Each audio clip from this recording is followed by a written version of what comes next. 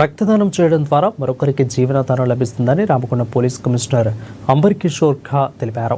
ఇక ఈ మేరకు పెద్దపల్లి జిల్లా గోదావరి గని వన్ పోలీస్ స్టేషన్లో ఏర్పాటు చేసిన రక్తదాన శిబిరాన్ని ఆయన ప్రారంభించారు. పోలీస్ అమరవీరుల వార్షోత్సవాలలో భాగంగా రక్తదాన శిబిరాన్ని నిర్వహిస్తున్నామని పేర్కొన్నారు. పోలీస్ అమరవీరులను స్ఫూర్తిగా తీసుకుని యువత ముందుకు రావాలని కోరారు.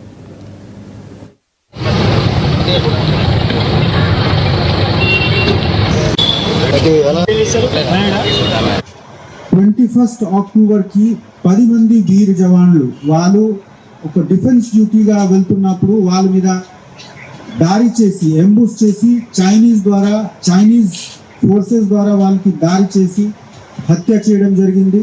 ఆ మార్టియర్స్ కి గుర్తుపెట్టి మేము ప్రతి సంవత్సరం 21 అక్టోబర్ కి మార్టియర్స్ వీక్ సెలబ్రేట్ చేసి ఆ డే నుంచి ఒక వారం వరకు 10 రోజుల వరకు పబ్లిక్ గురించి పోలీస్ ఏ విధంగా ఫ్రెండ్లీగా ఏ విధంగా వాళ్ళకి కలిసి ఉంటారు అది ప్రోగ్రామ్ కండక్ట్ చేసి మేము దగ్గరికి వెళ్తున్నాము. మాకు ఏసీపీ గారు డీసీపీ గారు చాలా మంచి చెప్పారు.